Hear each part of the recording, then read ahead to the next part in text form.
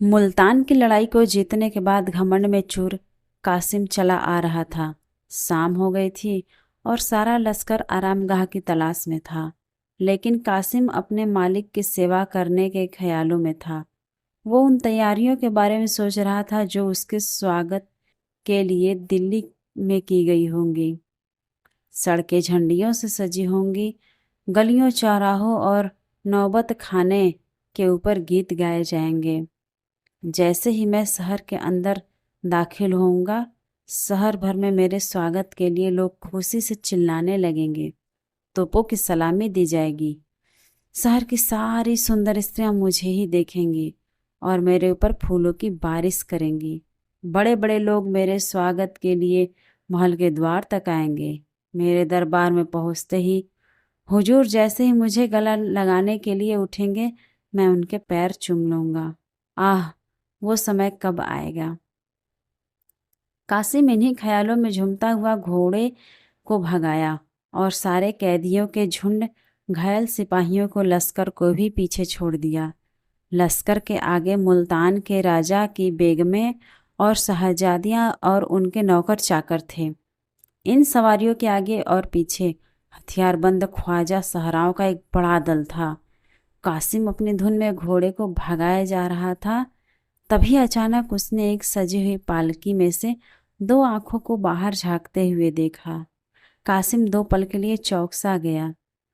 उसे अपने दिल में एक कपकपी सी महसूस हुई। वो नजरें कासिम के दिल के किसी एक कोने में घर कर गई। उसके सामने वही दो आंखें घूम रही थी। उसके दिल में एक मीठी मीठी चुभन थी, एक बेसुधी सी होने लगी। उसका रोने को मन हो रहा था। उसके दिल में दर्द का एहसास जाग गया था, जो प्यार की पहली मंजिल होती है। थोड़ी देर बाद कासिम ने हुक्म दिया, आज हमारा यही ठहराव होगा। आधी रात गुजर चुकी थी और लगभग सारे लश्कर के आदमी गहरी नींद सो चुके थे। पड़ाव के चारों ओर मसाले जलती दिख रही थी। जो जवान सुरक्षा में थे वो भी जम्हाइयाँ ले रहे थे, लेकिन एक कासिम था कि उसकी आंखों में नींद बिल्कुल न थी। वो अपने आरामदायक खेमे में बैठे हुए सोच रहा था कि क्या उस स्त्री को एक नज़र देख लेना कोई गुनाह है। माना कि वो मुल्तान की शहजादी है और मेरे हुजूर उसे अपने महल में रखना चाहते हैं, लेकिन मेरी इच्छा तो बस उसे देखने भर की है। अगर यह गुनाह है तो मैं ये गुनाह करूँगा। अभी भी तो हजारों बेगुनाहों को मार करके लौटा हूँ और किसी को एक नज़र देख लेना उन कत्लों से बड़ा गुनाह नहीं हो सकता। वैसे भी कासिम मुल्तान को फतेह करने वाला हीरो था। वो देर रात तक इसी विषय पर सोचता रहा। फिर कासिम ने अपने खेमे से बाहर निकलकर बेगमों के खेमे को देखा, जो थोड़ी दूर पर ही थे। कासिम ने अपना खेमा इन खेमों के नज़दीक जानबूझकर लगवाया था। बेगमों के खेमे के बाहर 5 सैनिक पहरा दे रहे थे। कासिम ये सोचने लगा कि इन सैनिकों को क्या नींद नहीं आती? खेमे के चारों ओर इतनी रोशनी क्यों कर रखी है? कासिम ने अपने खास को आवाज लगाई, मसरूर। मसरूर कासिम के पास आकर बोला, जी हुजूर। कासिम ने बोला, ये मसाले बुझा दो, मुझे नींद नहीं आ रही। मसरूर बोला, जैसी आपकी मर्जी। यह कहकर मसरूर वहां से चला गया और मसाले बुझ गई। थोड़ी देर बाद एक सेविका शहजादी के खेमे से निकलकर बाहर आई और मसरूर से मसाले बुझाए जाने की वजह पूछी। मसरूर ने कहा, सिपाहीदार ने ऐसा करने को कहा है, तुम लोग चौकन्ने रहना। मुझे तो उनकी नीयत में खोट मालूम होती है। कासिम काफी व्याकुल था। वो कभी लेट जाता तो कभी टहलने लगता। वह बार बार खेमे के बाहर आकर देखता, लेकिन पांचों पहरेदार अपनी बड़ी बड़ी तलवारें लिए पहरे पर अटल थे। इसके बावजूद कासिम पर यही धुन सवार थी कि आखिर शहजादी के दर्शन कैसे हों। इसके आगे उसे न बदनामी दिख रही थी और न ही शाही गुस्से का डर। घड़ियाल ने रात के 1 बजाए, जिससे कासिम चौंक गया, जैसे कोई अनहोनी हो गई हो। कासिम इस सोच में पड़ गया कि अब तो कुछ ही घंटों में सुबह हो जाएगी। 3-4 घंटों में तो लश्कर भी कूच कर देगा। कासिम ये सोचने लगा कि अब वक्त कम है, कल तक तो दिल्ली पहुंच जाएंगे। ऐसा ना हो कि सारे अरमान दिल में ही रह जाएं। किसी तरह से इन पहरेदारों को चकमा देकर ये काम किया जाना चाहिए। कासिम ने एक बार फिर मसरूर को आवाज़ लगाई। मसरूर? मसरूर बोला, जी हुजूर कहिए। कासिम ने कहा, बाहर कैसी ठंड है, नींद आ रही होगी ना? मसरूर बोला, जी नहीं, जब आपने ही आराम नहीं किया तो मुझे नींद कैसे आ सकती है। इस पर कासिम ने कहा, मसरूर मैं तुम्हें कुछ तकलीफ़ देना चाहता हूँ। तुम्हारे साथ जो ये 5 आदमी हैं, ज़रा उनके साथ लश्कर का चक्कर लगा आना। रात में कुछ सिपाही जुआ या फिर पास के गांव में चले जाते हैं, पर काम ज़रा होशियारी से करना। मसरूर बोला, पर हजूर यहाँ पर तो पहरेदारी के लिए कोई नहीं बचेगा। कासिम बोला, जब तक तुम नहीं आ जाते तब तक मैं यहाँ रहूँगा।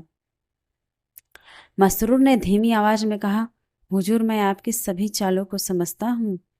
इसके बाद 5 सैनिक लश्कर की तरफ चले गए। रास्ता साफ था, लेकिन अब कासिम को इस बात का ध्यान आया कि अंदर जाना उतना आसान नहीं है जितना वो समझ रहा था। अब चारों तरफ सन्नाटा था और कासिम दबे पांव शहजादी की खेमे की ओर आया। खेमे के पास आकर पहले कासिम ने यह तसल्ली कर ली कि कोई हो ना। जब उसे इत्मीनान हो गया तो उसने चाकू निकाला और कांपते हुए खेमे की रस्सियां काट दी। अब खेमे के अंदर जाने का रास्ता बन आया तो उसने अंदर एक दीप जलता हुआ देखा और फर्श पर 2 सोई हुई दासियों को पाया। शहजादी एक आरामदायक मखमली गद्दे पर लेटी हुई थी। कासिम ने अपनी हिम्मत बढ़ाई और सरक कर खेमे के अंदर घुस गया। वो दबे पांव शहजादी के पास गया और उसे देखने लगा। अब उसके अंदर वो डर नहीं था जो खेमे के अंदर घुसते वक्त था। करीब 1 मिनट तक बिना पलक झपके कासिम शहजादी को देखता रहा। कासिम शहजादी की खूबसूरती को देखकर देखता ही रह गया। उसकी बेचैनी ने अब इच्छा का रूप धारण कर लिया। उस बेचैनी में एक व्याकुलता थी, एक पीड़ा थी जो उसे आनंद दे रही थी। कासिम का दिल उस खूबसूरत शहजादी के पैरों में सिर रखने को कर रहा था, रोने को हो रहा था। यहाँ तक कि उसका दिल उस सुंदरी के कदमों में अपनी जान देने को कर रहा था। उसके मन में अजीब सा एहसास होने लगा और वह वासना की लहरों में फंसता चला गया। कासिम करीब आधे घंटे तक उस सुंदरी के पैरों के पास अपना सिर झुकाए बस यही सोचता रहा कि आखिर कैसे उसे जगाए। वो जैसे जैसे करवट बदलती कासिम का कलेजा मुंह को आ जाता। कासिम ने जिस दिलेरी, जिस बहादुरी से मुल्तान को जीता था, धीरे धीरे वो दिलेरी उसका साथ छोड़े जा रही थी। फिर अचानक कासिम ने देखा, एक गुलाब पोस को देखा जो एक चौकी पर रखा हुआ था। उसने गुलाब पोस उठाया और फिर सोच में पड़ गया कि शहजादी को जगाऊं या नहीं। अंत में हिम्मत कर कासिम ने शहजादी के चेहरे पर गुलाब जल के कई छींटे डाले, जिससे शहजादी की नींद खुली और उसने अपने सामने कासिम को पाया। कासिम को देखकर उसने फौरन अपना चेहरे पर नकाब डाला और धीरे से मसरूर को आवाज़ लगाई। इस पर कासिम ने कहा, जी वो मसरूर तो यहाँ नहीं है, लेकिन आप मुझे अपना ही खादिम समझिए। शहजादी ने अपना नकाब ठीक किया और खेमे के एक कोने में जाकर खड़ी हो गई। कासिम को आज पहली बार अपनी वाक शक्ति को लेकर यह एहसास हुआ कि वो कितना गंभीर आदमी है। उसे अपने जज्बात बयां करने में हमेशा झिझक होती थी। कासिम ने कहा, मैं जानता हूं कि मैंने गलती की है। आप इसकी जो सज़ा समझें वो मुझे मंजूर होगी। कासिम ने शहजादी के सामने आह भरते हुए कहा, मैं ही वो बदनसीब हूँ जिसने आपके बुजुर्ग पिता और भाइयों को मारा है। मेरी हाथों से मुल्तान के हजारों जवान भी मारे गए, सल्तनत तबाह हो गई और आपको ये दिन देखना पड़ा। लेकिन आपका ये मुजरिम आपके सामने है। आपके एक इशारे पर मैं आपके लिए न्यौछावर हो जाऊंगा। मुझे ये आज मालूम हुआ कि कैसे बहादुरी के पर्दे में मन की इच्छा इंसान से किस तरह से पाप करवाती है। काश मेरी ये आंखें पहले खुली होती। कासिम ने अपने दिल का सारा हाल शहजादी के सामने कह दिया। भावनाओं में उसने अपने दिल की पीड़ा का ऐसा वर्णन किया कि उसके पास जो शब्द थे वो भी खत्म हो गए। अपने दिल की बात कहने की उसकी सारी इच्छा पूरी हो गई। कासिम वहां से हिला तक नहीं, बल्कि उसने अपनी आरजुओं के लिए एक कदम और आगे बढ़ाया। मेरे इस पूरे विवरण का फायदा ही क्या?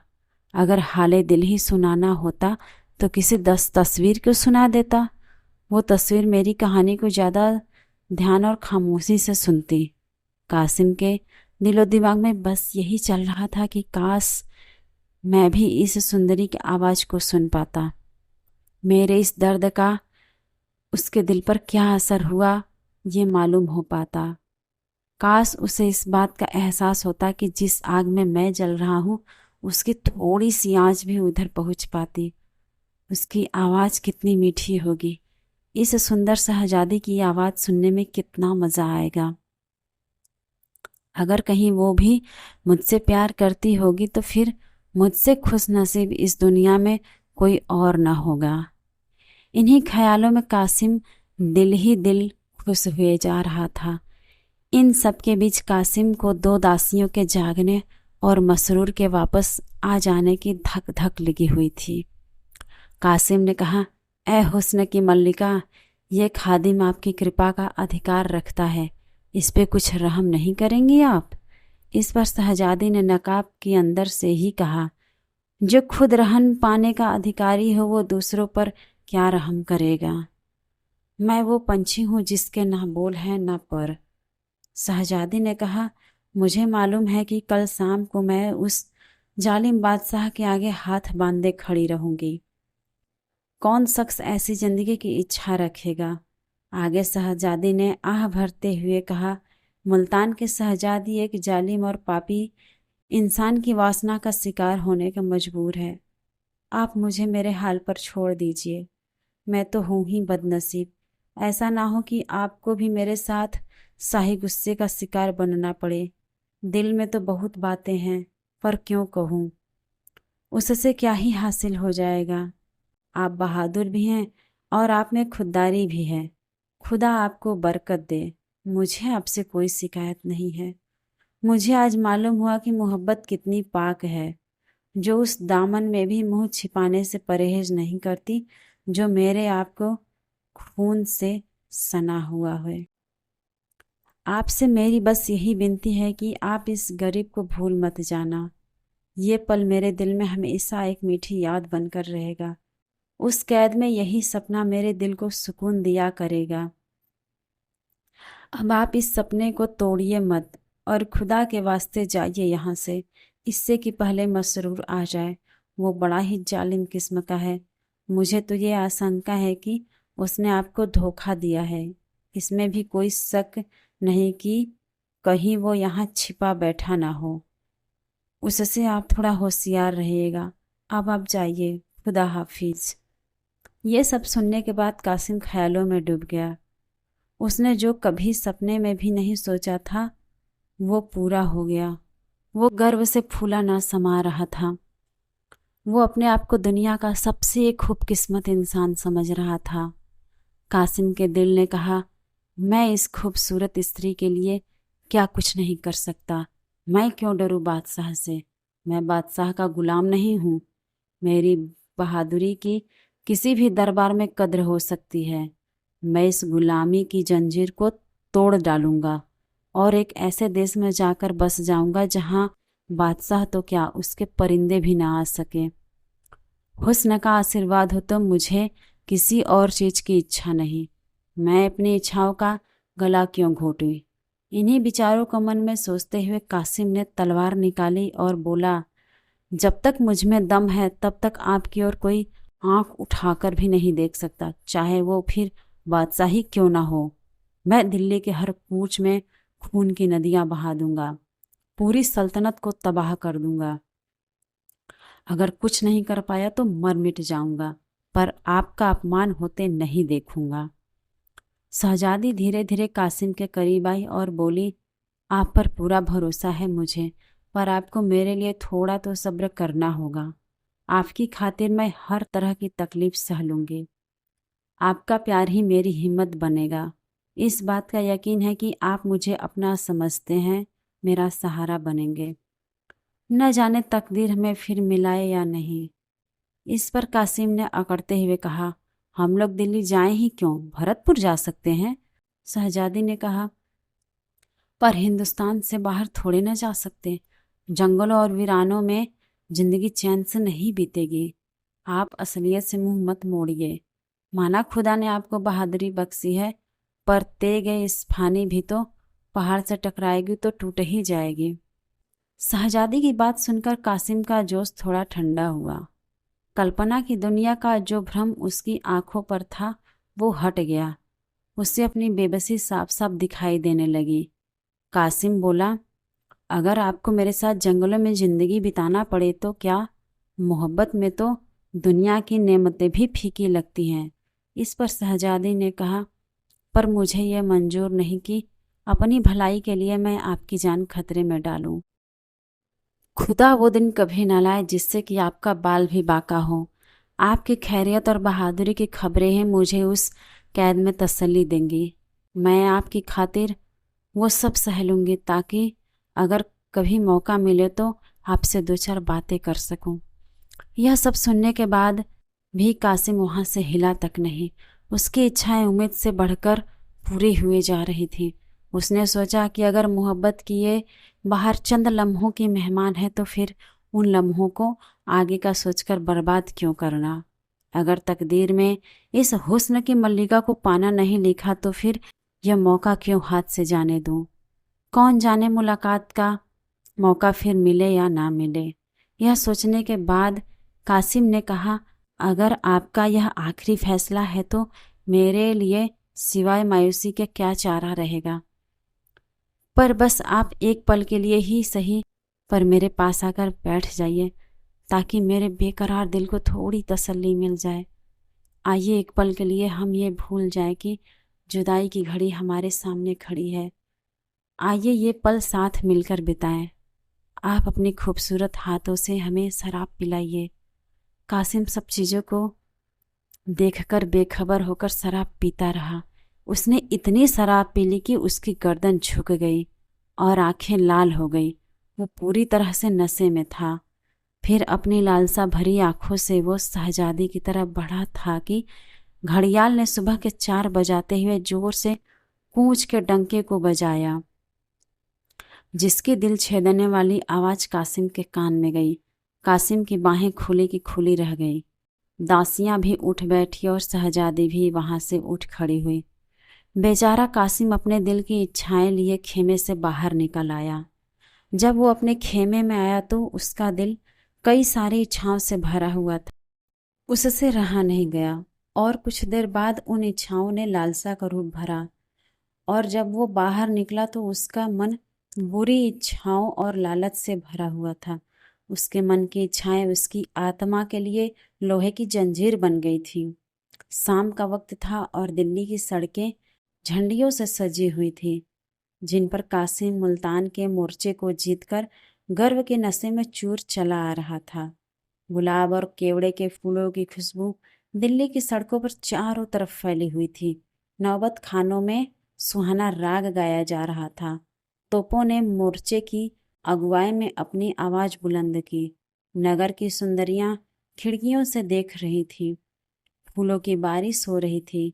जब कासिम शाही महल के पास पहुंचा तो बड़े बड़े अमीर लोग उसके स्वागत के लिए कतार में बंधे खड़े थे। ऐसे सत्कार के बीच जब वो दीवाने खास में पहुंचा तो उसका दिमाग उस वक्त 7वें आसमान पर था। बादशाह के पास पहुंचते ही उसने शाही तख्त को चूम लिया। बादशाह भी मुस्कुराते हुए अपने तख्त से उतरे और कासिम को गले लगाने के लिए आगे बढ़े।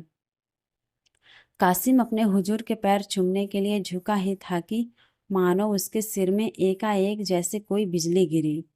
बादशाह का खंजर उसकी गर्दन पर पड़ते ही उसका सिर शरीर से अलग हो गया। खून की छींटें बादशाह के पैरों में, तख्त पर और उसके पीछे खड़े मसरूर की तरफ गिरे। नीचे पड़ा धड़ एक पल में ही ठंडा हो गया, लेकिन हसरत की मारी हुई दोनों आंखें देर तक दीवारों पर ताकती रही। थोड़ी देर में वो भी बंद हो गई।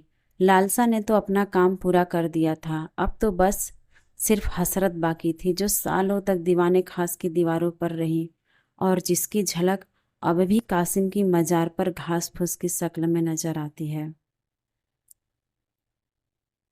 वासना की कड़िया कहानी से ये शिक्षा मिलता है कि वासना बड़े से बड़े बहादुर व्यक्ति को भी अंत की ओर ले जा सकती है। किसी भी स्त्री को बुरी नज़र से देखने वाले व्यक्ति का कभी भी भला नहीं होता, बल्कि उसका अंत बहुत ज़्यादा बुरा होता है। तो आज की ये मुंशी प्रेमचंद की कहानी वासना की कड़ियाँ आपको कैसी लगी, कमेंट करके ज़रूर बताइएगा। और अगर चैनल पर नए हैं तो चैनल को सब्सक्राइब ज़रूर कीजिएगा।